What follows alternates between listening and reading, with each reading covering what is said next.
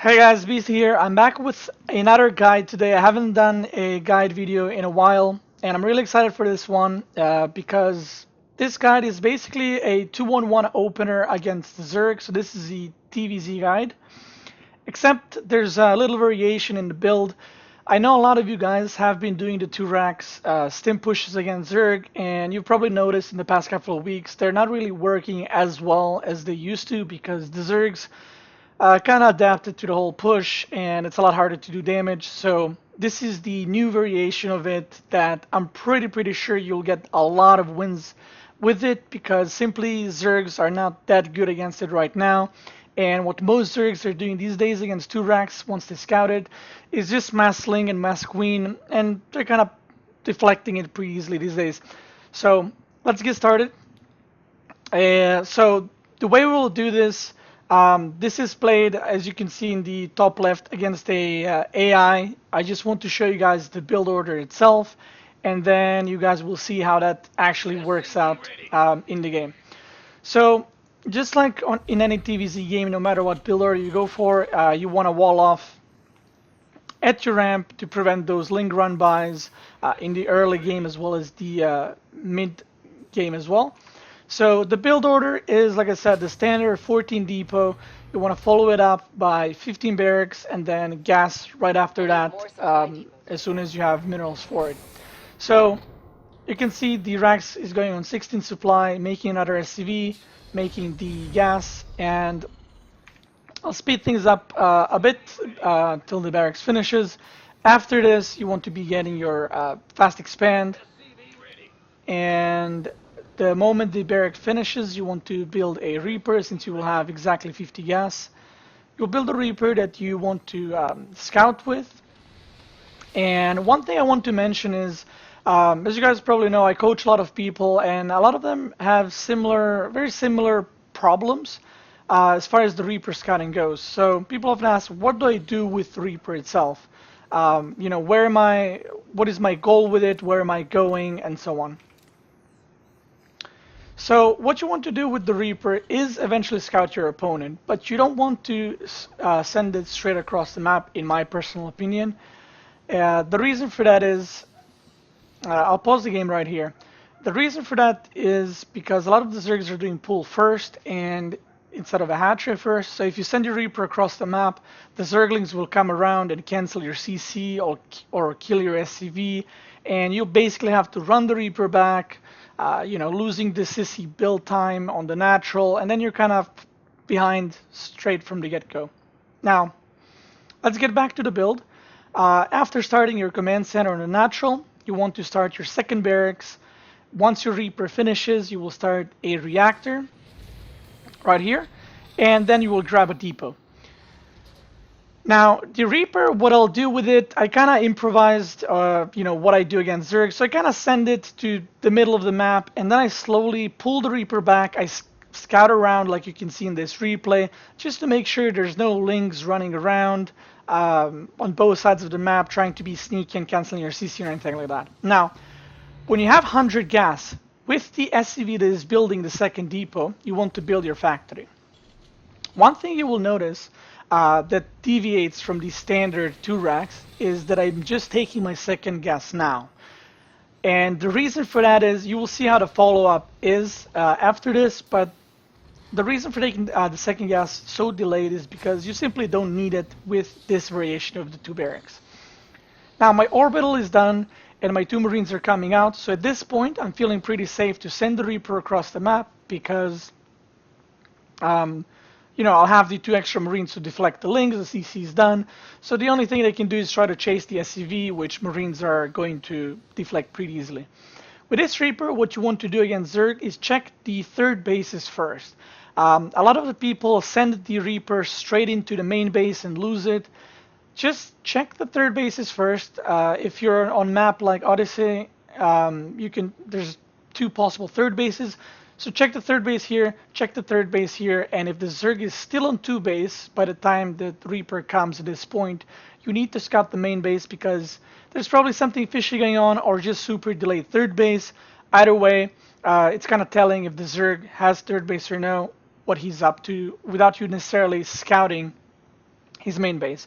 So for example, if I saw the third base, well, then I know that it's kind of like he's just doing a standard play. The only thing that can come is maybe mass slings or something like that. But you can feel pretty safe if the third base is already being made.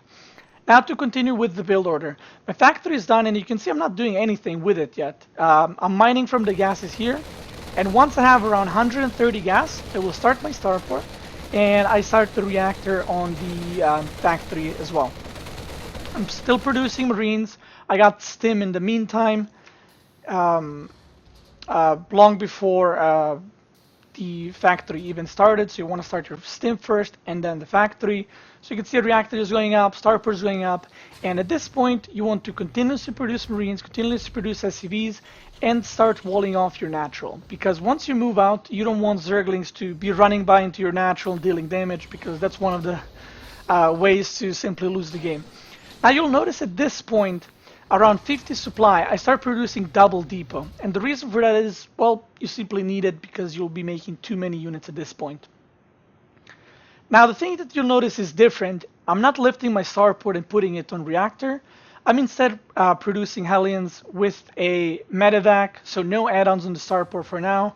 I'm making a medevac, still making Marines, and I keep walling off my natural because once they move out, I want to make sure that, like I said, there's no Zerglings doing any kinds of run-bys or anything like that. Now, your push with this variation of the 2-1-1 is to push as soon as the first medevac is about to finish. So you'll see me now slowly pushing out across the map. I have only 2 Hellions, and the next 2 that come up, I will just rally them across the map to join the army. Now behind this, as you can see in the production tab, I'm making a armory. So this is obviously for the Hellbats that will help with the push quite a bit.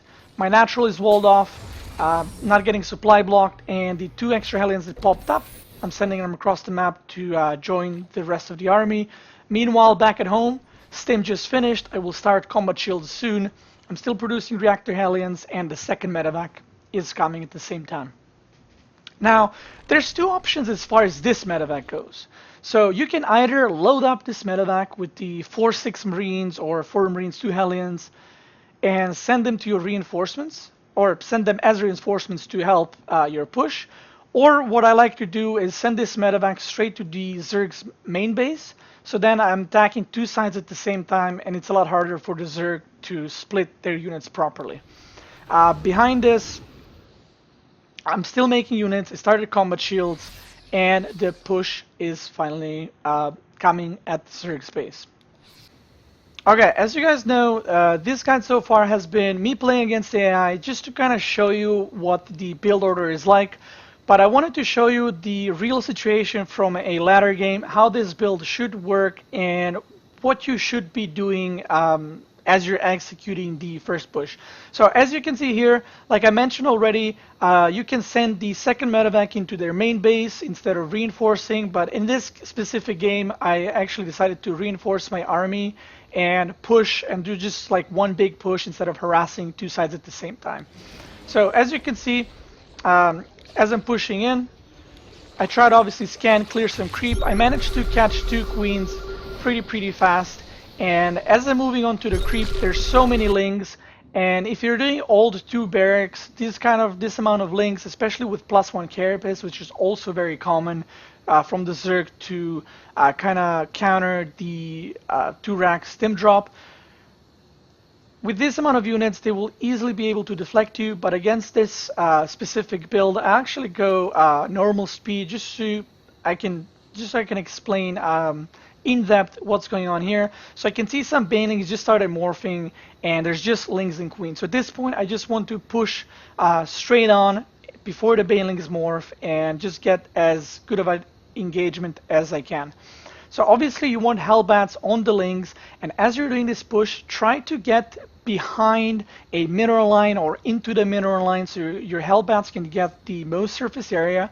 And you don't want to be fighting like here because you're not doing anything. The Zerg is just buying time to get more units. What you want to be doing is move straight to the mineral line or move towards as you're pushing. You can do stutter step with Marines and Hellbats. Now, The links are coming, the banelings are coming. So obviously I tried to pre-split on the beginning. The banelings only hit a couple of hellbats, which doesn't really kill them. And then the links surround the hellbats. And because the hellbats don't really care about +1 carapace, they manage to tank a lot of the link damage and the queen damage and the baneling, which leaves all the marines completely untouched. I focus fire the banelings that were morphing, and as you will see, I stutter step towards the mineral line because you want to make sure the links cannot surround you, and you kind of just want to get into the Zerg's face and just kill drones as fast as possible and deny the Zerg's economy while you're transitioning into other things. As far as transitioning goes, let's go back to that. Now, you're probably wondering, what is the follow-up? The push is cool, I like it, you know, I can kill some Zergs with it and get a lot of free wins, but what is the follow-up to it? Sometimes you don't, obviously, the plan is not to kill the Zerg, just do some kind of damage. If you kill it, great, you got a free win right there. Now let's talk about the follow-up. Once you do that whole push, as you're pushing, your minerals will start going higher and higher because you're fully mining from your natural. You can see I still didn't take the gases in the natural. And what I do is I make a third CC. Once that is made, I make a reactor after the second medevac, so I don't produce constantly medevacs out of the starport with no add-ons. I make a reactor on it, I keep making Hellions and Marines, and I start the double engineering bay. Once you do that, you obviously keep making depots. For just a little bit, you can stop the SCV production if you're struggling with minerals, simply because, like I said, you're fully saturated on the natural, so you don't need to produce them as frequently at this point because you need the third CC, you need a double yes on the natural, you need a double engineering bay, and you need to add these 3 barracks once you have enough minerals for them as well. As you can see, once all of that is added, I will now resume my SV production. +1/+1 started at the same time. Shields is about to finish, and my medevac production resumed as well. Now I'll speed things up. Meanwhile, with the army that you have across the map, if you lost it, obviously you're waiting for more army to push. If you didn't, you can harass with it, do some drops. Once your third base finishes, you want to lift it off and get it as fast as possible to the third base because your natural is already fully saturated and you kind of want to start mining from the third as fast as possible. Once your extra 3 barracks finish right here, you want to be adding reactors onto them. Because you did this kind of early push, early pressure, like heavy 2-base opener, you want to add 3 reactors because you need to pump out a lot of Marines in order to catch up on the unit count. And because you have double engineering base going, you don't need an armory. Remember that, because you made it earlier for the actual push. I like to get +1 armor at least for start, and then depending on your playstyle, if you're adding more factories or more starports, you can get vehicle weapons or ship weapons to go into the mid and late game. Obviously, when 1-1 finishes, you start your 2-2, and basically at around this time, once you establish your third, and when you have 4 medevacs, you can see I'm still making 2 more. That's when you want to push because you will have your 1-1 done for your infantry, and then +1 vehicle upgrade for armor will finish as well. So that's kind of like a mini timing you want to use. And then your next big push will be once you have 2-2. From this point on, you can choose you want to add another factory, another starport, maybe +3 barracks, or even a 4th base. That's completely playstyle dependent. And that's it. That's pretty much the build. Like I said, the build is very strong in the current meta, I feel like, because the Zerg, once they scout the 2 barracks, they kind of just make kings and queens. They go super greedy on the drones, and this build is made exactly to punish just that with the Hellbats and with a really big number of Marines. I hope you guys enjoyed this guide. Like I said in one of my previous videos, I will be making more of these. I hope you guys enjoyed the video. I hope you learned something today. Definitely try this build on the ladder. No matter what league you are, this build will work and you will get a lot of free wins with it because the Zergs right now are not used to it at all. And it's just, in my opinion, a improved version of the old 2-1-1 where you just drop 2 medevacs with stim. Either way, I want to thank you guys for watching. I hope you enjoyed the video, and I'll see you next time.